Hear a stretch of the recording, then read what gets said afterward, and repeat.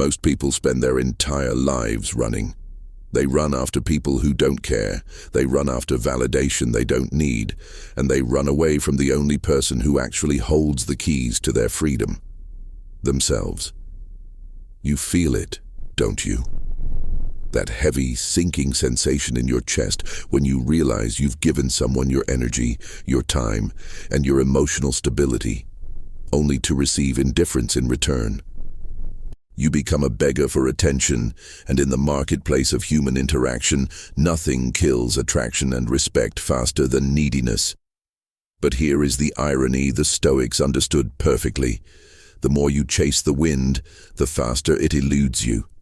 The more you pursue someone to prove your worth, the more you signal to them, and to yourself, that your worth is dependent on their approval. You are essentially handing them a leash and asking them to lead your life. What if you stopped?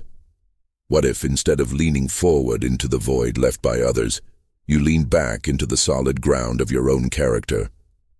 What if you realized that your power isn't found in being chosen by someone else, but in being so undeniably anchored in your own purpose that you don't need to be chosen? In this video, we aren't talking about playing games or emotional manipulation. We are talking about a fundamental shift in your internal reality. We are going to explore why people lose power the moment they start chasing, and how to reclaim the sovereignty that is rightfully yours.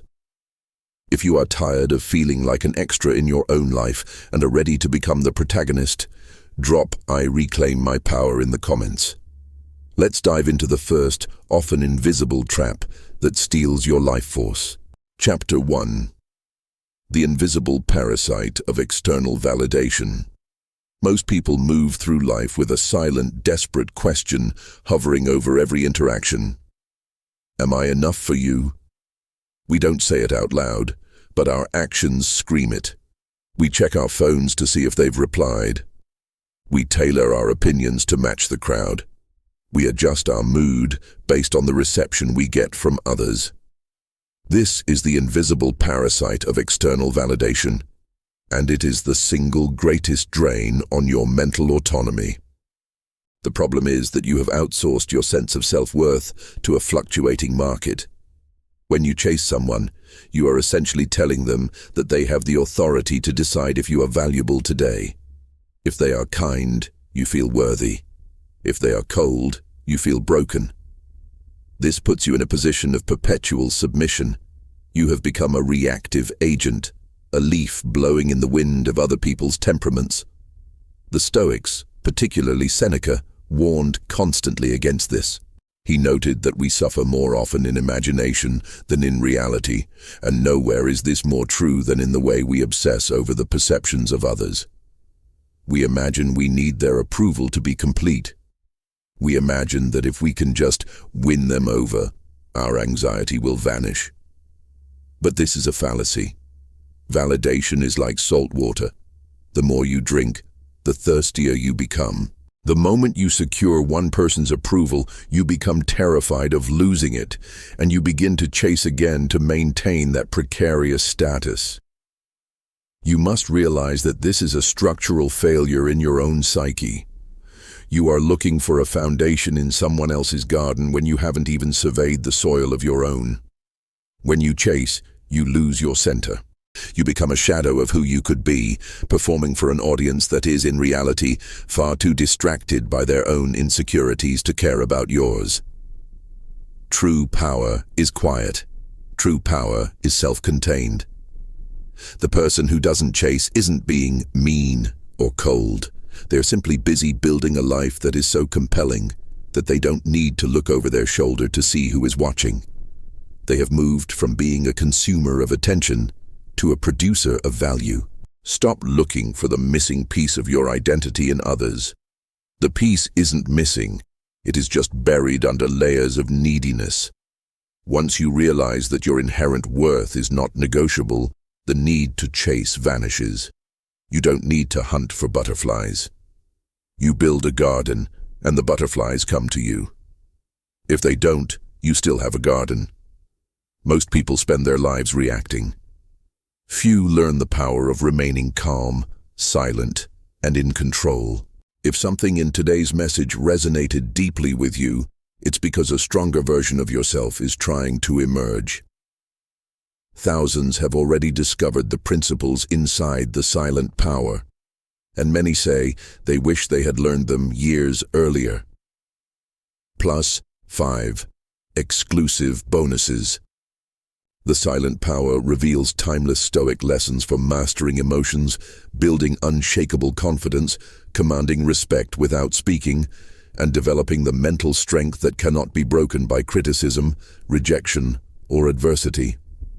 The question is simple: will you continue reacting to life, or start mastering it? Get instant access through the first pinned comment and begin your journey toward true self-mastery today. We have established that the need for validation is an internal parasite.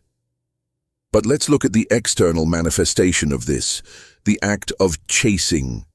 When you chase a person, whether it's a romantic interest, a professional connection, or a friend whose approval you crave, you are unknowingly signaling a low-value reality. You are projecting the message, "I am incomplete without you, and I have nothing better to do than to wait for your attention." The Stoic principle here is about sovereignty and indifference to outcomes. When you pursue someone with desperation, you turn yourself into a commodity that is easily replaced. In the natural order of social dynamics, value is often perceived through the lens of scarcity. When you are constantly available, constantly initiating and constantly checking in, you destroy the scarcity of your presence. You become background noise in the other person's life, and human beings are evolutionarily wired to ignore the background and focus on the foreground. The error you are making is believing that persistence equals value. You have been sold a lie by movies and media that if you just try hard enough, if you just send one more text, if you just prove how much you care, you will eventually be rewarded. In reality, this is often the fastest way to kill respect. When you chase, you are not acting out of strength, you are acting out of an inability to be alone with your own thoughts. Consider this. Why does someone lose power the moment they start chasing? It's because the moment you start chasing, you stop building. You shift your focus from your own character development to the management of someone else's opinion. You lose your Stoic center. You are no longer living by your own values. You are living according to the whims of the person you are chasing. If they give you crumbs, you are satisfied. If they give you silence, you are in agony. This is the definition of a life without sovereignty. To break this, you must understand the concept of preferred indifference. The Stoics believed that things like relationships, success, and approval are preferred. It is okay to want them, but they must remain indifferent to your internal state. You can prefer that someone loves you, but you must be fundamentally unbothered if they don't. The moment you decide that your peace of mind depends on their response, you have already lost. You must stop viewing people as prizes to be won and start viewing your own character as the only prize that matters. When you stop chasing, you don't become a player or a manipulator. You become a person with boundaries. You become a person who respects their own time so much that they refuse to spend it begging for attention. And ironically, this is the very thing that restores your value. When you stop chasing, you reclaim your power, and for the first time, you become a person worth pursuing. If the previous chapters were about diagnosing the disease of external reliance, this chapter is about the antidote. Most people live in a state of high-velocity reaction. When an email arrives, they reply instantly. When a provocation is launched, they counterattack. When a craving arises, they indulge. This reflexive existence is the opposite of power. It is the path of a puppet. The Stoics practiced a deliberate, uncomfortable, and immensely powerful habit: the strategic pause. The strategic pause is not merely waiting. It is a mental firewall. It is the microsecond of silence you insert between a stimulus and your response. This is where your humanity lives. in that tiny gap.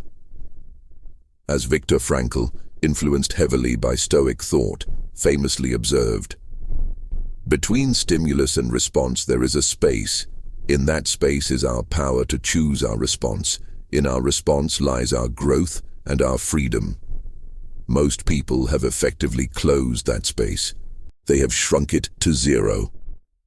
By doing so, they have surrendered their autonomy to the external trigger. When you practice the strategic pause, you are reclaiming that space. You are telling your lower brain, the part that screams react, to sit down and be quiet. How to implement this immediately? Next time you feel a surge of emotion, be it anger, impatience, or the desperate need to chase someone, force yourself to be physically still. Do not type the text. Do not send the email. Do not speak the defense. Take a single, deep breath. Use that breath to ask yourself one question. Is my reaction going to solve the problem, or is it just trying to soothe my own ego? This is a high-leverage habit because it prevents you from leaking your power. Every time you react to a social slight by over-explaining yourself, you lose power. Every time you react to a lack of attention by hunting for it, you lose power. The pause creates a barrier. It forces the world to wait for you rather than you racing to keep up with the world. When you master the pause, you start to perceive the world differently. You no longer view events as good or bad. You view them as inputs. You become a scientist of your own life, observing your triggers rather than becoming them.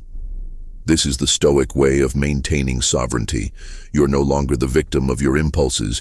You are the guardian of your composure. Remember, the goal is not to become unfeeling. It is to become untriggered. An untriggered person is the most powerful person in any room. They are not controlled by the opinions, behaviors, or moods of others. They exist in a state of calm, observant command. By practicing this pause, you are building the mental muscle that will eventually make your self-control automatic. To understand why you lose power when you chase, we must look at the neurobiology of desire. Your brain is wired for the dopamine loop. When you desire something, a person, a promotion, an outcome, your brain releases dopamine, the neurotransmitter of anticipation. The act of chasing keeps this loop firing. Every time you send a message, check their profile, or think about how to win them over, you get a microdose of dopamine. It feels productive, it feels like you are doing something, but it is actually a biological trap. Psychologically, this is known as the variable reward schedule. It is the same mechanism used by slot machines and social media algorithms. You are addicted to the possibility of a response. When the person you are chasing is inconsistent, sometimes kind, sometimes cold, your brain goes into overdrive trying to solve the pattern. You think you are being persistent. In reality, you are being conditioned. You are literally training your own brain to prioritize external input over internal stability. The Stoics didn't have the language of neuroscience, but they perfectly identified this pathology. They called it pathy, destructive emotions or passions that have become unmanaged. When you are caught in the chase, you're suffering from a lack of prohairesis, or the faculty of choice. You have surrendered your ability to direct your own attention. You have become a servant to your impulses. The power you lose is not just social status, it is the power of your own cognitive resources. Every second you spend strategizing how to gain someone else's favor is a second you are not investing in your own growth. You are leaking your most precious resource, your limited capacity for focused, high-level thought. By shifting your focus from the object of your desire back to your own character, you break the dopamine loop. You stop being a spectator in your own life, desperately waiting for the screen to light up, and you become the director. You must recognize that your brain's urge to chase is not a sign of love or ambition. It is a sign of a dysregulated nervous system seeking comfort. True power is the ability to sit with the discomfort of not chasing, to let the dopamine hunger fade, and to remain unmoved. To understand how to master the art of silence and internal power, we must look at the life of a man who lived at the epicenter of power, yet chose to remain an enigma. Consider the life of Cato the Younger, a Roman statesman whose name became synonymous with unyielding integrity. While others in the Roman Senate were shouting, maneuvering for position, and trading favors to win the favor of the masses, Cato was often seen sitting in his chair, eyes closed, deep in contemplation. Cato did not chase influence. He repelled it by refusing to participate in the political theater that defined his peers. When his colleagues tried to goad him into debates, he often remained silent until he had a point that was not meant to please, but to reveal the truth. He understood a principle that most of us fear today: the power of being misunderstood. When you stop chasing people and start building your own character, you will inevitably be misunderstood. People will call you cold, distant, or arrogant because they are used to the currency of constant, needy interaction. Cato was called all of these things, but he knew that to seek the approval of the Senate was to become its slave. He preferred to be an architect of shadows, a man who worked in the background, led by principle, and remained completely unmoved by the opinions of those who did not share his vision. There is a profound freedom in realizing that you do not need to be understood to be effective. In fact, the moment you stop explaining yourself, you reclaim the energy that you previously wasted on managing your reputation. History remembers the men and women who stood firm in their silence and their purpose, while the loud ones, the ones who chased every trend and every approval, were lost to the fog of time. Cato's lesson is not that you should be a hermit. It is that your values must be so deeply rooted that the winds of public opinion cannot shake them. When you stop chasing, you enter the arena of the architect of shadows. You stop performing for the audience and start focusing on the architecture of your own life. You realize that your legacy is not what people think of you, but what you actually accomplish when you are no longer distracted by the need to be liked. This is the ultimate historical pivot. You are not losing social capital. You are gaining existential weight. The world is full of actors. The world is starving for people who are real. Understanding the philosophy of silence is one thing. Implementing it while living in a world designed to keep you distracted is another. Most people fail because they lack a system. They rely on willpower, which is a finite resource. When you are tired, hungry, or stressed, your willpower evaporates and you return to your old reactive patterns. To truly reclaim your power, you need a mechanism, a structural habit that forces accountability. The Stoics used a practice called the evening review. Seneca described this daily audit as essential for growth. He would, at the end of every day, sit in silence, light a candle, and interrogate his own soul. He would ask himself, what bad habit did I cure today? What temptation did I resist? In what respect am I better? This is the exercise I want you to adopt starting tonight. It is the practical application of everything we have discussed. The protocol. Before you go to bed, set aside 10 minutes. No music, no phone, no distractions. You are going to review your day not as a judge, but as an objective observer. Identify the leaks. Where today did you lose your power? When did you speak when silence would have been more effective? When did you react to an external stimulus, a text, a comment, a minor conflict, instead of pausing? Identify the moments where you chose the hunt for validation over your own sovereignty. Audit the why. For each moment identified, ask yourself, why did I do that? Was it a need for approval? Was it boredom? Was it fear of being forgotten? You must identify the underlying emotional trigger. You cannot conquer an enemy you haven't identified. Plan the correction. Do not beat yourself up. Shame is useless and drains the very energy you are trying to preserve. Instead, Create a mental plan for tomorrow. If X happens again, I will not respond. I will take one breath, stay silent, and return to my work. By practicing the sunset review, you turn your life into a laboratory. You stop being a passive participant in your own downfall and start becoming the architect of your own character. This exercise creates a feedback loop that accelerates your growth. You start to catch yourself before you lose your power. You start to feel the impulse to chase, and you acknowledge it, observe it, and let it pass without acting on it. This is the ultimate application of the strategic pause. It moves the pause from a reactive moment in the heat of the day to a proactive, meditative practice at the end of it. Over time, this training makes your emotional mastery automatic.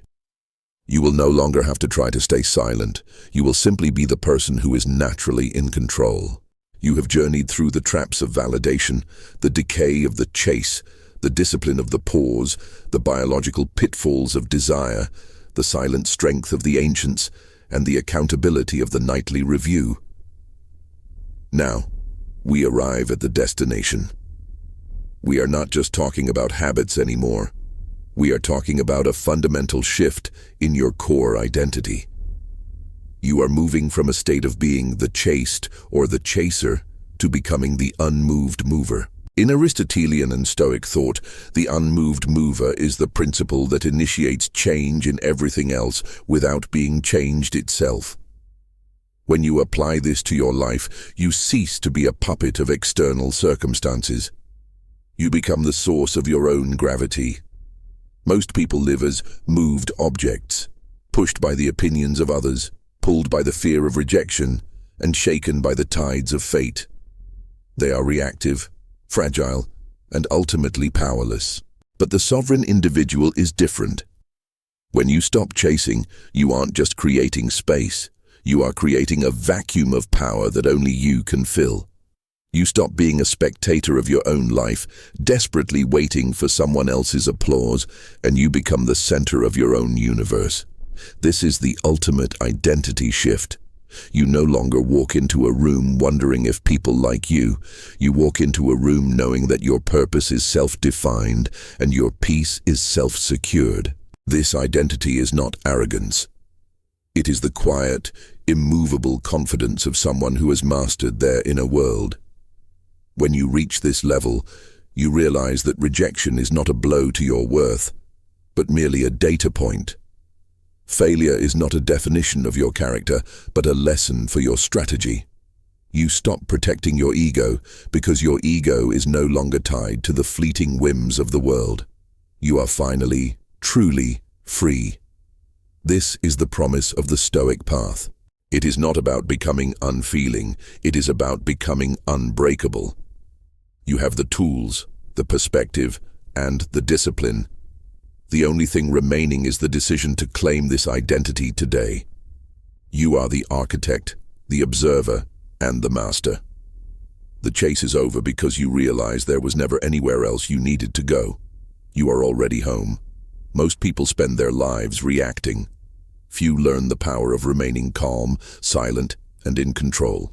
If something in today's message resonated deeply with you, it's because a stronger version of yourself is trying to emerge. Thousands have already discovered the principles inside the silent power, and many say they wish they had learned them years earlier. +5 exclusive bonuses.